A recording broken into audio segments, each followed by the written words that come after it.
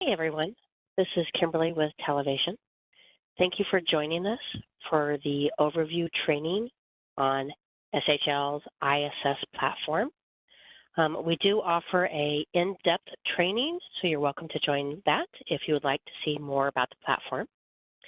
I will be demoing the iAssess administrator portal from the head HR role. So your access may vary depending upon the actual role assigned to you. With that, I'm going to go ahead and get started. So what you're looking at now is the dashboard that you will land on once you actually log into the admin portal. Over here on the left is the navigation menu. As head HR, I have the option to create assessments as well as to view assessments. And that's also where all of my candidate results will be located, will be underneath of my assessments. As head HR, I also have access to the user management, where I can view the list of my users, as well as add and modify users that I've added. Up here in the upper right will be the account summary, where I can easily see how many credits I have on my account and who is using those if I go to the account summary. Underneath my profile information, I also have the Contact Us for support form, as well as the custom template, which allows me to edit the message that is sent out by the system to the candidates. If I scroll a little bit further down on the dashboard, I can see the number of assessments that I have pending. And of those assessments and candidates, I can see how many are completed, in progress, pending, or expired. I also have the option down here to create a new assessment, as well as a third way down here at the bottom. I can also see some high-level statistics about my completion rate for my candidates. That pretty much covers the navigation. I'm going to quickly walk through the process to create the assessment, and then look at the candidate results. So if I click Create Assessment, that takes me to the first step of the four-step process to creating and selecting the assessments that I wish to set up. The first thing I must do is select the modules that I want to include in this assessment. We do have a PDF catalog. So if I just go to look at like industrial, for one of the categories, I can pick any particular title. We also have this available in an online catalog as well. And if I type in, let's say, arithmetic, and that's the test that I want, then I can just select that. The system will load that particular module as part of my test. It will also name the assessment, the first module that I select, which in this case is arithmetic. But I can easily highlight that and name it something else.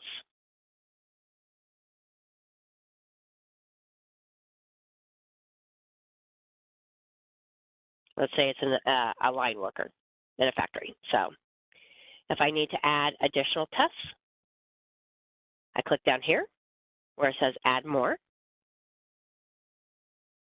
And once that expands, then I do my additional search for anything else that needs to be included.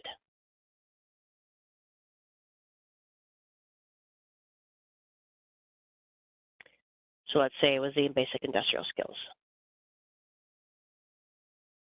I hit Add, and then it will populate up here at the top. Please note that the system requires that the tests be completed in the order that they're listed. So if you do have a preference, then you can just grab the test and change the order.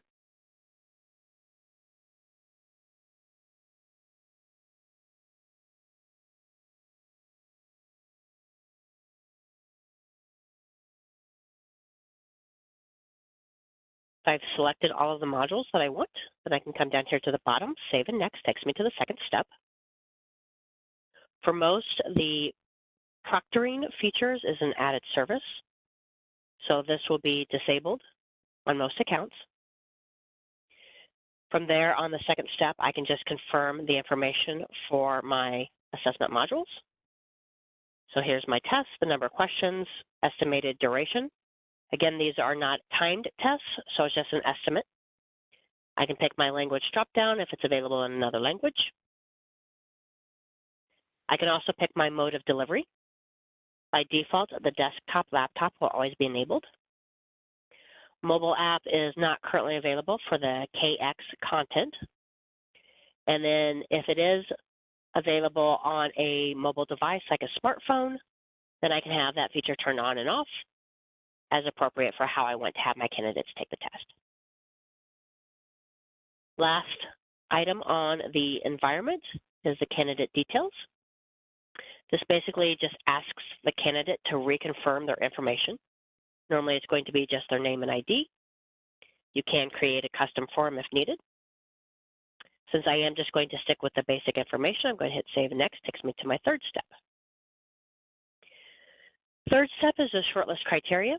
Again, this is a feature that is normally disabled for most accounts. If that is of interest to you, there's no charge to use it. Just let us know and we can have SHL turn that on the back end. And then lastly is the scheduling, either now or later. I'm going to go ahead and go with the schedule now. Once I click that, it's going to pick up the last page for the scheduling. I can select my country and my time zone, as well as my start and end times. The default is going to be a 2-week window. I'm going to go ahead and leave it as that. I have 3 methods for uploading my candidates for the scheduling. I can do a bulk upload, either by a CSV file or an Excel file. I can add individually, one at a time. Or I can set up what SHL calls a common link, which basically allows me to use a one login and then have all of my candidates self-register to take the test. This is normally used if you're testing on site. And again, I can set that for 10 candidates, 20, whatever's the applicable number. Again, for the purpose of this overview training, I'm just going to do the add individually, one at a time. So I'm going to enter in my name and email address. The username is unique to the candidate for that particular assessment. So as you can see, my email address has been used in the past, so the system did add the underscore and additional characters. If that is of concern, you can actually highlight over that and type in something else, like maybe first initial and the date.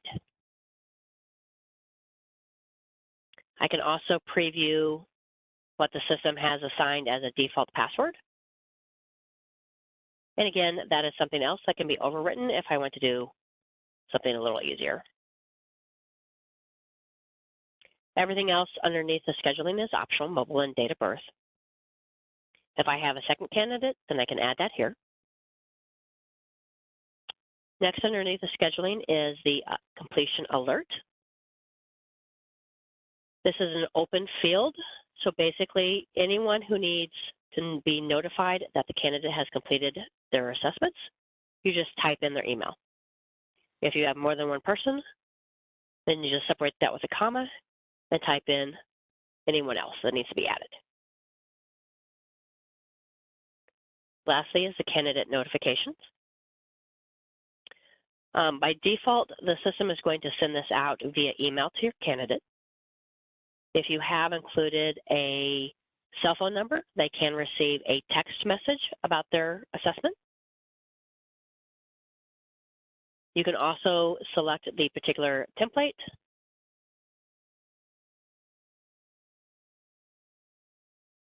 and copy yourself or do a blank copy so that you receive the exact same email that is sent out to the candidate.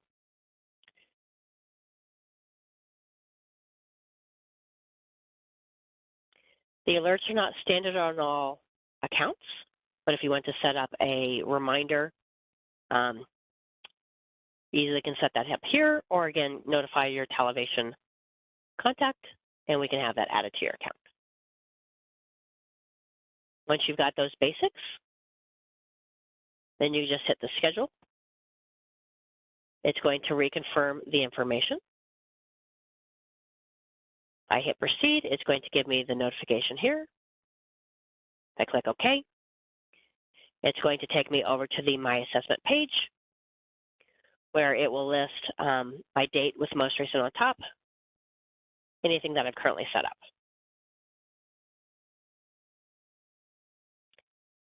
The emails from the system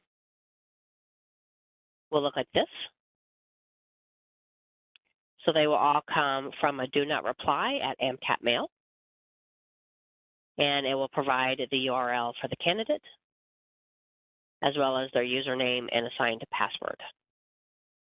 Everything else on the message can be edited when you're setting up your template.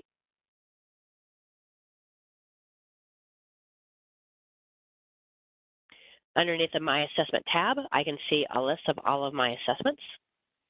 And as I expand on the title, it will show me what modules have been included. This one has 2. The number of credits that are going to be allocated every time I use that particular assessment, and who created it. It will also show me the number of candidates that have been scheduled. The blue box shows me those that have completed the assessment. And the green and yellow are going to be applicable only if you're using the shortlist criteria. The next icon will be the scheduling. So again, if I need to add additional candidates for this particular assessment, I just click schedule, add in the additional candidates as needed. I can also look at the candidate details. The information contained here is going to be very similar to the information underneath the scheduled. Then we have our 3 dots. The dots allow me to edit, copy, or delete an assessment. It also allows me to use the trial feature, which this is the start assessment down here at the bottom. I also have the option to make this visible to all of my teammates, either individually, one at a time, or I just click the master up here at the top and it turns this feature and visibility on for all of my existing team members. If we add someone after the fact, we would have to go back in and add them individually to each assessment. I can save those changes, and now all of my team can see this particular assessment, my candidates and the results. The best way to do searches for candidate information is to do the View All Candidates and the Advanced Search. This allows me to select the team member that has done the scheduling, the specific assessment, the status of the candidates, the date they attempted the test, or the date the test was scheduled. I can pick my particular dates just by clicking on the calendar.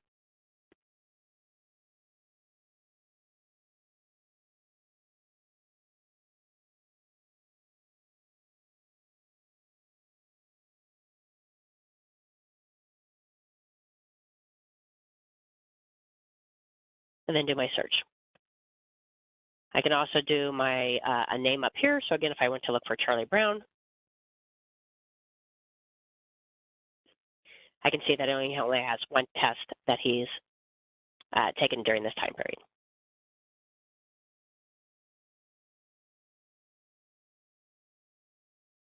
I can do a search by the name of the assessment itself. So if I look for my demo typing,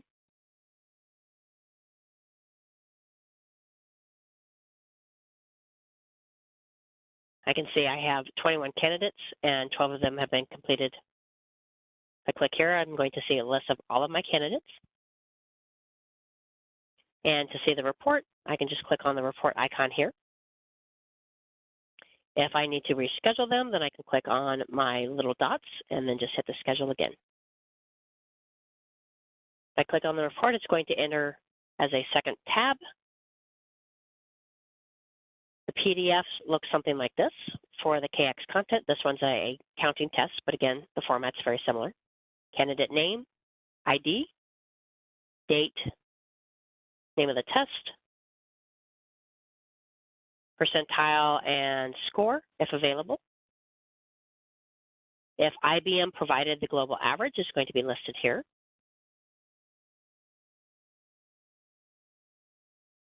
And then where able, they're going to give me the list of the questions, whether the candidate answered it right or wrong, the task and the topic, the level of the question, and the time it took per each question.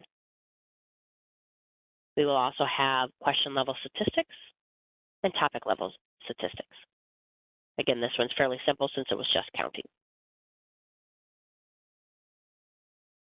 Here is an example of an Excel.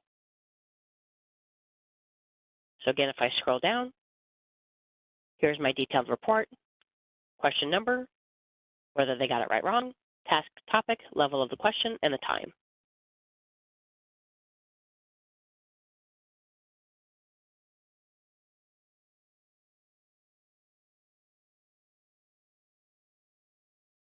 I also have the option to export the PDFs by clicking here and downloading the appropriate report. Or I can download this to a standard Excel file and get the summary of the results as well. For user management, if I click on the list of users, it will show everyone assigned to my account. I can edit anyone that I have added directly. Adding users is very simple. I click on Add User, enter in the person's name,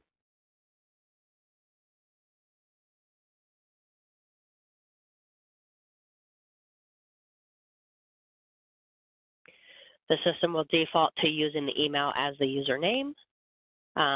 If you want to use something else or there's an error, you can use, again, first initial, last name, a date, an employee ID, whatever's appropriate. It does require a contact number. And that covers the basics for the main information.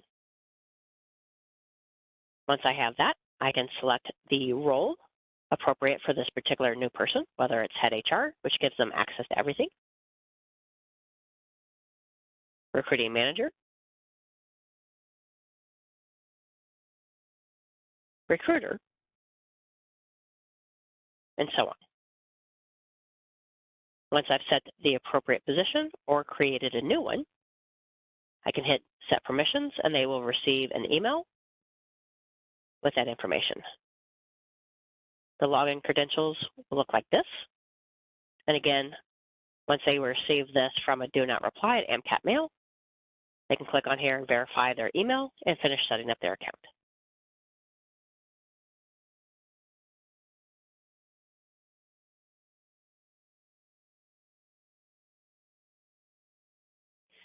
So that pretty much concludes the overview training of the iAssess portal. Again, we do offer an in-depth training session if you'd like to attend. We also have the recordings underneath the Talivation website, so you can review all of the past recordings if you wish. If you have any questions, please feel free to contact myself or the rest of the Talivation crew. We do hope you found this beneficial, and thank you.